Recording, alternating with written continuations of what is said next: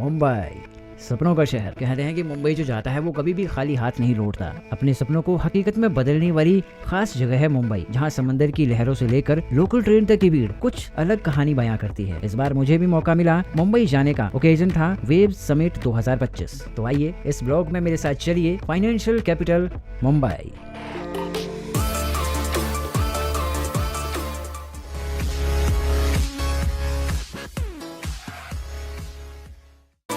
तो सफ़र की शुरुआत होती है सोलन से। 30 अप्रैल को रात 10:30 बजे वोल्वो बस ली मैंने दिल्ली के लिए, लेकिन बस 10 मिनट पहले थी। तभी कहते हैं कि हमेशा जब आप सफ़र पे जाते हैं तो टाइम आप थोड़ा एक्स्ट्रा लेके चलें। इसके बाद बस पे बैठा, ठंडी हल्की हवा के नज़ारे लिए, बस में अपना कोना सेट किया, कभी मोबाइल पे गाने बजाए, कभी बाहर अंधेरे में लाइट्स का आनंद लिया। बस इसी कश्मकश में सफ़र करता गया। तो फाइनली गाइस अभी हम पहुँचे हैं धर्मपुर से थोड़ा आगे है स्टेशन। यहाँ पे जो बस है वो खाने के लिए रुकी है। यहाँ सोलन से फ़िलहाल दिल्ली के लिए हम चले हैं और वोल्वो ये बस रात को 10:30 बजे से ये चलती है। सोलन से सुबह 6 बजे के आसपास ये हमें दिल्ली पहुँचाएगी। बट अभी क्या था कि ये बस आधा घंटा पहले आ गई। फिर भी मेरी किस्मत अच्छी थी कि मैं टाइम से पहुँच गया था। सो आगे मुंबई तक का ये सफ़र होने वाला है। अभी तो वोल्वो में हम दिल्ली तक है, इसके आगे हम जाएंगे ट्रेन में। कल शाम को 4:55 पे ट्रेन इसके है। बाद 12:30 बजे चंडीगढ़ पहुंचे। यहाँ पे बस थोड़ी देर के लिए रुकी, मैं भी उतरा, कुछ एक सेल्फी ली, वीडियोस ली और फिर दोबारा बस पे बैठ गया।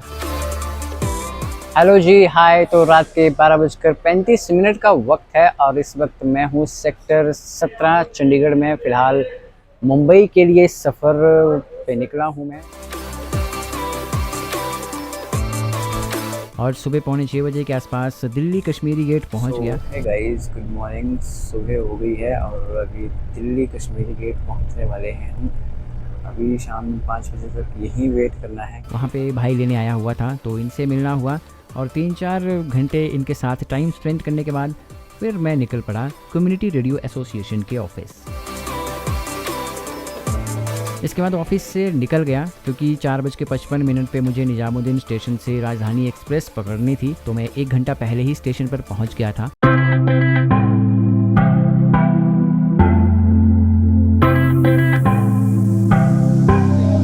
फाइनली अगला जो स्टेशन है वो हज़रत निजामुद्दीन है, वहीं पे उतरना है। वहीं से मुझे ट्रेन मिलेगी मुंबई के लिए।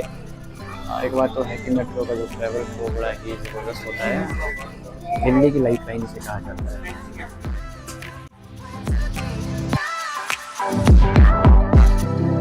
फाइनली प्लेटफॉर्म नंबर 5 पर पहुंच चुका हूं मैं और यहीं से मुंबई के लिए अभी 4:55 पे ट्रेन आने वाली है।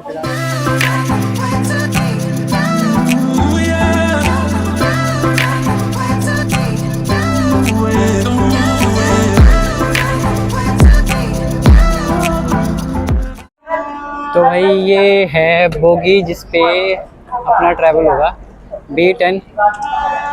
भाई सबसे लास्ट वाले डब्बे में पैक कर दिया। और चलो इस पे ट्रैवल करना है, B10। तो फाइनली ये बोगी है, इस पे ट्रैवल करना है B5, बोगी नंबर 10।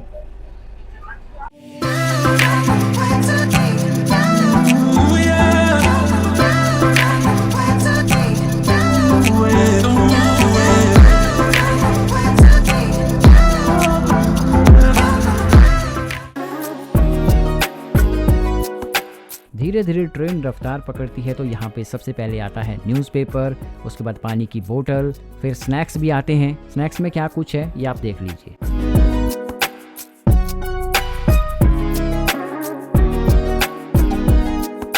और इसके बाद रात 8 बजे डिनर भी आ जाता है। डिनर कैसा था बोल सकता हूँ कि अच्छा है, बाकी आप रिव्यू सुन लो। राजधानी एक्सप्रेस में ट्रैवल कर रहा हूँ दिल्ली से मुंबई के लिए। तो डिनर कैसा है वो भी मैं आपको बताता हूँ। हाँ जी, तो ये है खाना। ये दाल है, ये मूंग की दाल, ये मटर पनीर और ये चावल, ये आलू मटर, चपाती और दही। तो ये खाना है। 3 टायर AC बर्थ का। तो ये खाना तो कर लिया हमने फिनिश। खाने का अगर रिव्यू करूँ तो ठीक ठाक ही था। अगर आप ज़्यादा टेस्टी खाना खाते हैं या ज़्यादा स्पाइसी खाते हैं तो ये खाना थोड़ा वैसा नहीं है। और खाना खाने के बाद हमें मिलती है अमूल की आइसक्रीम। खाना खाने के बाद कुछ मीठा हो जाए तो ओवरऑल फैसिलिटीज़ तो ठीक है, बट खाने को लेके सो रहेगा। हेलो हाय गाइस, तो इस वक्त हम पहुंचे हैं उत्तर प्रदेश झांसी। रात के 9:30 का ये वक्त है। 5 मिनट के लिए यहाँ पे ट्रेन रुकेगी और दिल्ली से ये ट्रेन रवाना हुई है, जाएगी मुंबई। और इस खास ब्लॉग में यही हम आपको बता रहे हैं कि जो दिल्ली से मुंबई का ट्रैवल है वो कितना एंटरटेनिंग है। राजधानी एक्सप्रेस में जब आप ट्रैवल करते हैं तो क्या कुछ फैसिलिटीज़ आपको मिलती हैं।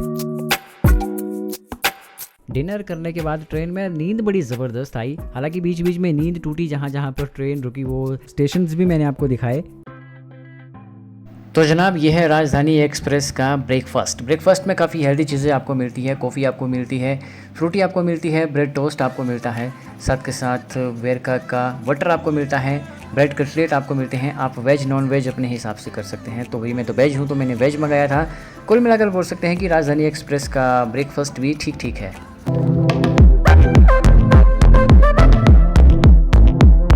और ये है कल्याण रेलवे जंक्शन, जो कि महाराष्ट्र मुंबई में ही आता है।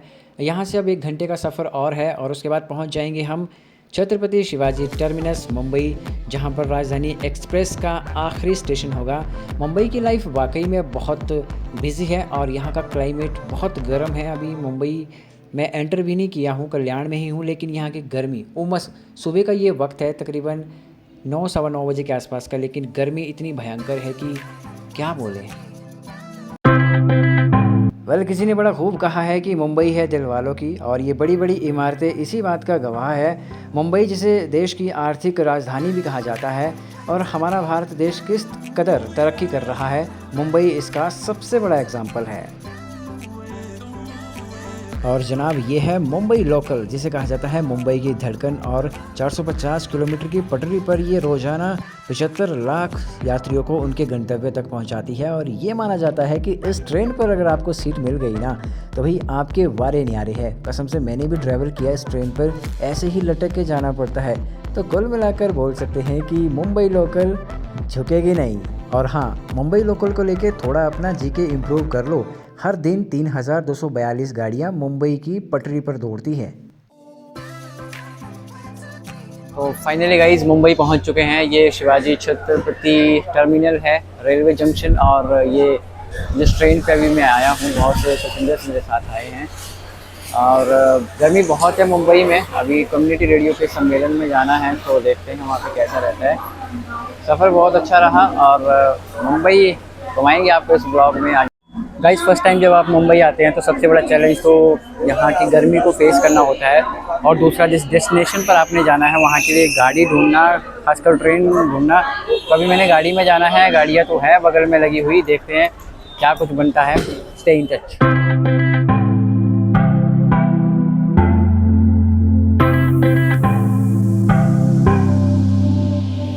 मुंबई की गर्मी, अमा मियाँ जब पहाड़ी बंदा पहली बार मुंबई जाएगा तो इतनी गर्मी तो उसे लगेगी। हम ठहरे पहाड़ों में रहने वाले लोग, और मुंबई जो समंदर के बीच में बसी है, यहाँ पे गर्मी तो क्या बोले, पर ह्यूमिडिटी बहुत है क्योंकि समंदर नज़दीक है। या बोल सकते हैं कि पूरी मुंबई ही समंदर में बसी हुई है बाबा। लेकिन मुंबई में जो मेरा वेलकम है, आपको बताऊं कैसे हुआ, पुलिस वालों के साथ। सो है गाइस, मुंबई भ्रमण पे हम निकले हैं हिमाचल से, और अभी मुंबई की गलियों में हम हैं। मुंबई में जब आप जाते हैं तो सबसे पहले अपने सीट बेल्ट का ध्यान रखना है, स्पेशली जब आप इसमें ट्रैफिक भरे एरिया में होते हैं। वैसे तो हर जगह ही बहुत ज़रूरी है सीट बेल्ट, लेकिन मेरे साथ सुबह सुबह सीन ही हो गया कि आते ही 2000 रुपये का चूना लग गया ड्राइवर को। सो ध्यान रखें आप इस बात का। खैर अभी रिलेटिव से मिलने के बाद अभी चले हैं हम होटल हॉलीडे इन, जहाँ पे हम सभी ग्रुप के मेंबर्स इकट्ठे होंगे। उसके बाद की क्या कुछ प्लानिंग्स है वो भी होने वाली है। फिलहाल तो मुंबई नगरी आप इसी तरह से घूमेंगे मेरे साथ। तो जनाब ये है मुंबई शहर सपनों का, जो हमेशा आसमान से बात करता है। यहाँ की टेक्नोलॉजी, यहाँ की डेवलपमेंट, ऐसा लगता है कि हम भारत के एक ऐसे कोने में आ गए हैं जहाँ से ही असली भारत की शुरुआत होती है। एक तरफ तो झुग्गी झोपड़ियों का शहर, दूसरी तरफ ऊंची ऊंची इमारतें और एक तरफ पूरा नीला समंदर। और जनाब ये है अटल सेतु। ये हमारे देश का, इवन पूरे एशिया का सबसे लंबा ऐसा ब्रिज है जो पूरा समंदर पर बना हुआ है और इसकी कुल लेंथ है 21.8 किलोमीटर की। 1 बजे के आसपास रिलेटिव के घर पहुंच गया, वहां पे लंच किया, फिर शाम को 6 बजे निकल पड़ा होटल हॉलिडे इन, जहां पे हमारा स्टे होने वाला था।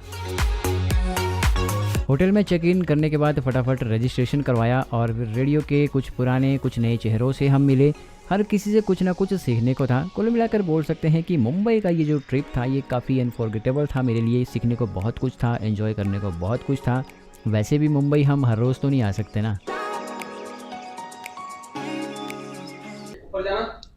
नहीं साथ चलो सर, मेरे को लगता है लिफ्ट में डर। भाई गाइस ये प्रॉब्लम ये है, मेरे को लिफ्ट में डर लगता है। हाँ हे गाइस, गुड मॉर्निंग। तो जैसे आप इस ब्लॉग में देख रहे हैं कि आपको मुंबई के भ्रमण हम करवा रहे हैं। फिलहाल तो जी मुंबई नगरी हम पहुंच चुके हैं, जिसको माया नगरी बोलते हैं। आज का स्टे हमारा यहीं पे ही था और आज रात को भी अमीर हैं। और जैसे हमने आपको बताया था कि सीआरए का एक नेशनल लेवल का सम्मेलन होने वाला है, क्या कुछ वहाँ पे एक्टिविटीज़ होगी। और अभी हम करेंगे यहाँ पे ब्रेकफास्ट। लिफ्ट ओपन होती हुई सभी लोगों के साथ मिलनसार। ठीक है, तो ये गाइस ठीक है सर, ब्रेकफास्ट यहाँ पे होगा। यहाँ पे वेन्यू है ब्रेकफास्ट का। उसके बाद हमने नेशनल सम्मेलन के लिए निकलना है। सो अभी बस कुछ वक्त का इंतज़ार और उसके बाद चलेंगे हम अपनी डेस्टिनेशन पर। फ़िलहाल तो ये है मेरा मॉर्निंग ब्रेकफास्ट। ये फाइनली गाइस ब्रेकफास्ट तो हो चुका है। अब हम जाएंगे इवेंट में, उस डेस्टिनेशन पे जहाँ पे इवेंट होना है। तकरीबन 9:30 बजे के आसपास का वक्त है। पर आपको पता है कि जैसे मुझे लिफ्ट में डर लगता है, तो अभी मैं वेट कर रहा हूँ कि कोई मिले, उसके साथ जाऊँगी लिफ्ट में। लिफ्ट हो गई है, तो ये बस लग गई है बाहर और यही इसी बस पे हमने जाना है जहाँ पे इवेंट होना है। और यहाँ पर सीआरए के तमाम लोग इस वक्त मौजूद हैं। 2 बसें हैं, एक बस तो जा चुकी है, दूसरी बस अब बस थोड़ी देर में जाने वाली है। और एक दिन का ये सम्मेलन है मुंबई में, जिसमें भारत भर के कम्युनिटी रेडियो के जितने भी प्रतिनिधि हैं वो सब लोग आए हैं। और हिमाचल प्रदेश से मुझे रिप्रेजेंट करने का मौका मिला है इस इवेंट को। तो फाइनली गाइस बस मिल गई है, अब इसी बस में जाएंगे हम। एक बस तो हमारी पहले निकल गई है, दूसरी वाली ये है, इसमें हम सीआरए के सम्मेलन में जाएंगे और देखते हैं।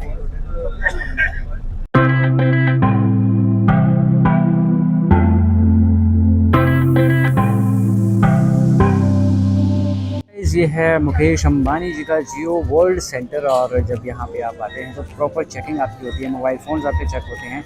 और यहीं पर ये वेव्स का प्रोग्राम हो रहा है, जिसमें कम्युनिटी रेडियो का पार्टिसिपेशन भी है। क्या कुछ इसमें हो सकता है। आज तीसरा दिन है इस इवेंट का।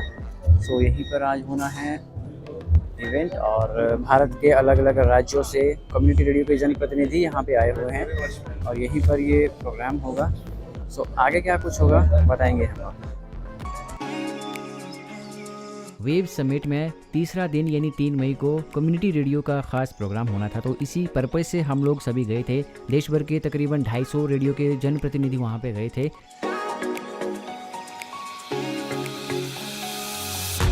तो फाइनली हम पहुंच जाते हैं BKC बांद्रा। यहीं पर होना है वेव समिट जियो कन्वेंशन हॉल में, जिसे जियो वर्ल्ड सेंटर के नाम से भी जाना जाता है।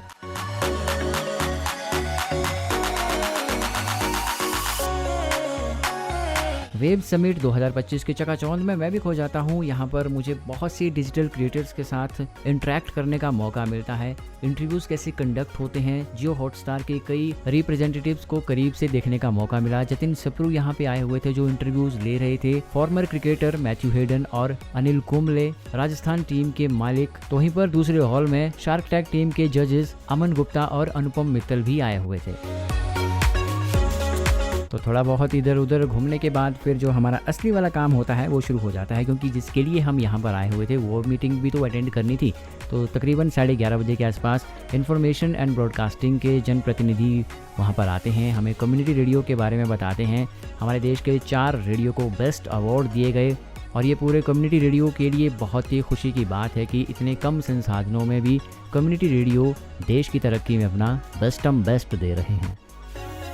तो आई होप फर्स्ट पार्ट में आपको बहुत कुछ जानकारियाँ पता चली होगी ब्लॉग के बारे में। शताब्दी एक्सप्रेस से लेकर मुंबई तक के सफ़र की ये कहानी थी। मुंबई में जाके क्या कुछ मौजा मस्ती धमाल हुई है ये हम आपको बताएंगे सेकंड पार्ट में। तब तक के लिए इसी तरह से आप हमारे चैनल के साथ बने रहिएगा। मिलूँगा बहुत ही जल्द नेक्स्ट पार्ट के साथ। तब तक के लिए बाय बाय, टेक केयर।